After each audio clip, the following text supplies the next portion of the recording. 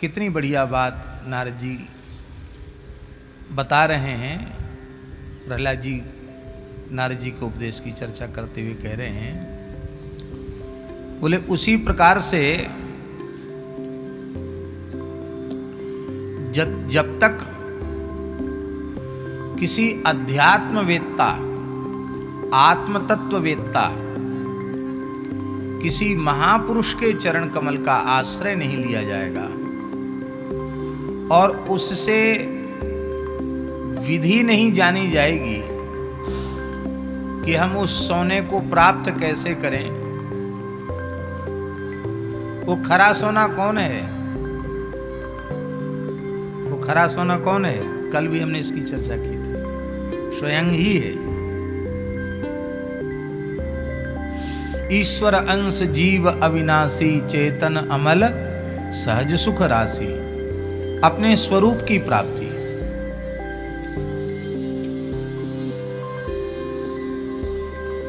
तो किसी आत्मवेत्ता महापुरुष की चरण सन्निधि प्राप्त करके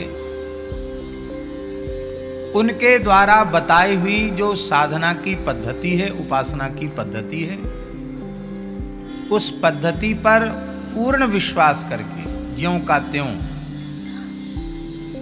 कल एक बात देवेंद्र जी ने बड़ी अच्छी बताई कि पूज्य श्री ठाकुरदास बाबा कहते थे, गुरुदेव, संत, महापुरुष और शास्त्र, इनकी बातों को ज्यों का त्यों मान लेना, इसमें कोई तर्क वितर्क ननुनच न करना, इसका नाम है श्रद्धा। और श्री गुरुदेव, संत, शास्त्र, इनके आचरण के अनुकूल अपना जीवन बनाना, यह है सदाचार। बाबा कहते थे ये सदाचार की परिभाषा है।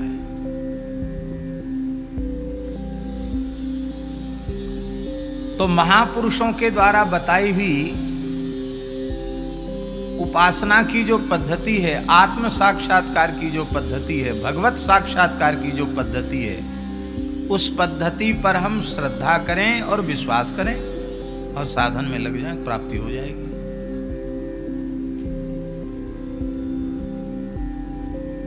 परमहंस जी महाराज विराजे हैं। आपके पूज्य गुरुदेव श्री गोकुल भवन वाले महाराज जी ने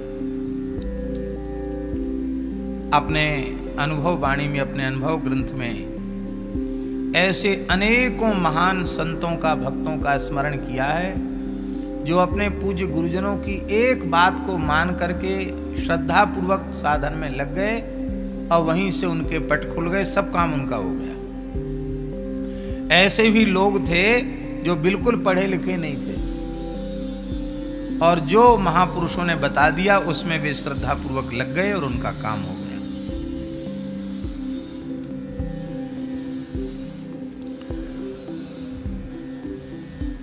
इसीलिए कपिलोपाख्यान में आत्मबोध के लिए भगवान कपिल ने देवहूति माता को कहा, आत्मविद चरणार्चनम।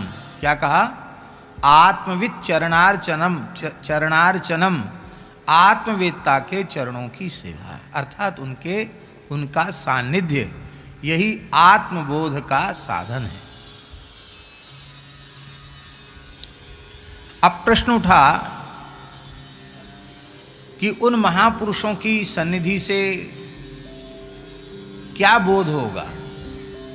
तो कहते हैं, अष्टौ प्रकृतयः प्रोक्ताः त्रय एव हि तद्गुणाः विकारा षोडशाचार्यैः पुमानेक समन्वयात्। मूल प्रकृति, महत्त्व और अहंकार, कितने हो गए? 3। और पंच तन्मात्राएं कितने हो गए? 8। ये 8 तत्वों को प्रकृति कहा गया है। तीन गुण हैं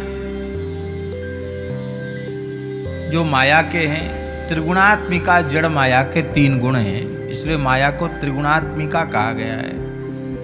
एक गुण है सत्व, दूसरा गुण है रज और तीसरा गुण है तम। इनका जो विकार है उसके जब हम भेदों का विचार करते हैं तो उनकी संख्या हो जाती है 16। पंच ज्ञानेन्द्रिय, पंच कर्मेंद्रिय मिलाकर हुए 10, एक मन 11 और पंच महाभूत कितने हुए? 16। इन सब में एक पुरुष तत्व अनुगत है, इसी को कहा विकारा षोडशाचार्य पुमान एका।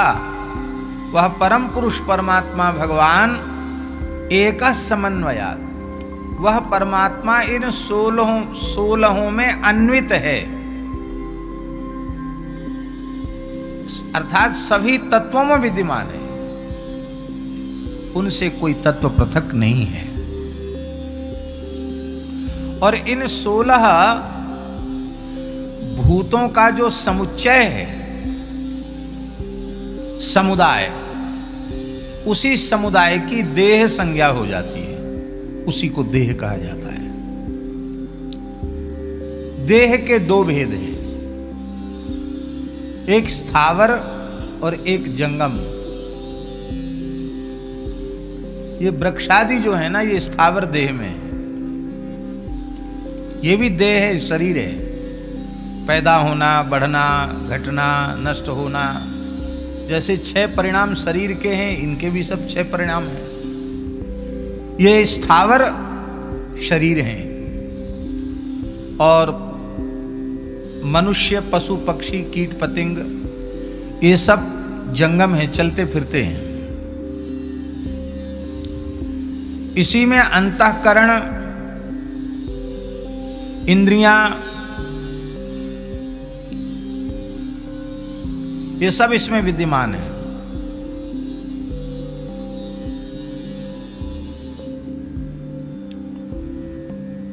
अब हमें विचार क्या करना है? तो प्रहलाद जी महाराज कहते हैं, अत्रैव मृग्यः पुरुषो नेति नेति त्यजत, नेति नेति त्यतत त्यजन। संत सद्गुरु की सन्निधि, सत्संग से प्राप्त जो विवेक है, उस विवेक के आश्रय में जिज्ञासु को, साधक को, मुमुक्षु को अनुसंधान करना चाहिए कि क्या इन 16 विकारों में अमुक आत्मा है क्या?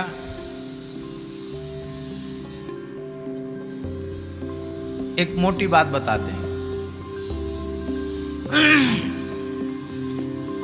क्या यह देह आत्मा है?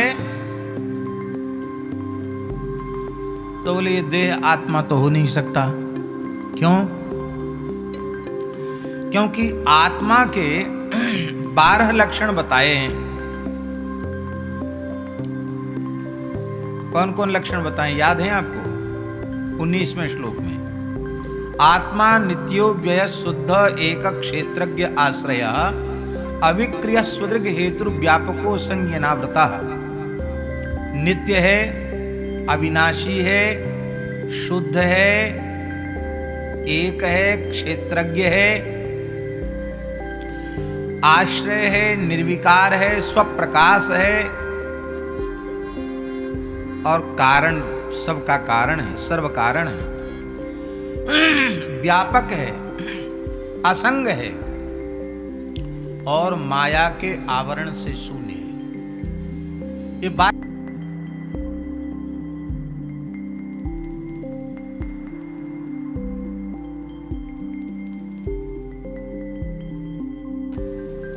तो फिर इंद्रिय आत्मा है? बोले इंद्रिय भी आत्मा नहीं हो सकती, हो सकती हैं, क्योंकि इंद्रियां 10 हैं, आत्मा तो एक है, तो आत्मा के लक्षण इंद्रियों में भी घटित नहीं हो रहे हैं, इंद्रियां भी आत्मा नहीं हो सकती। तो बोले चलो इंद्रियों का अधीश्वर मन है। कहते नहीं, मन भी आत्मा तो नहीं हो सकता, मन में भी आत्मा का लक्षण तो घटेगा नहीं।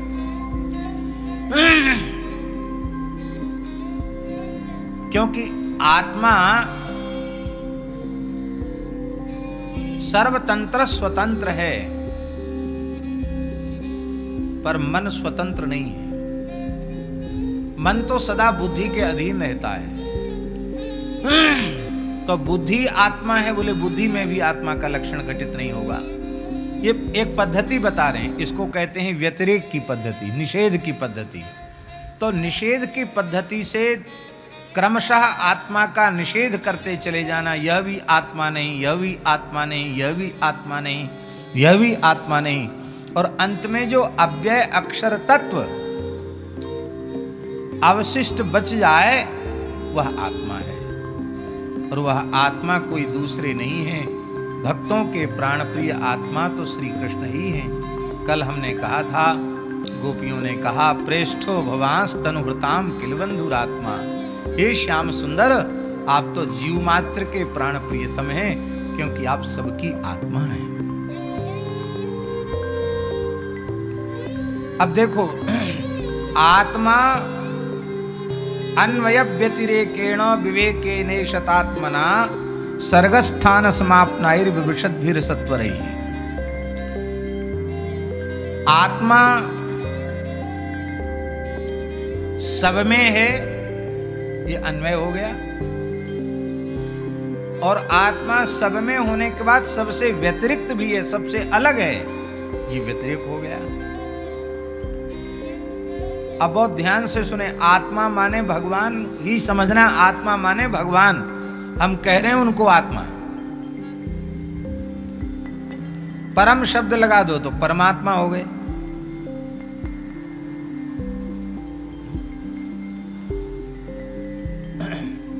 इसीलिए भागवत जी में लिखा है, ब्रह्मेति परमात्मेति भगवान इति शब्दते।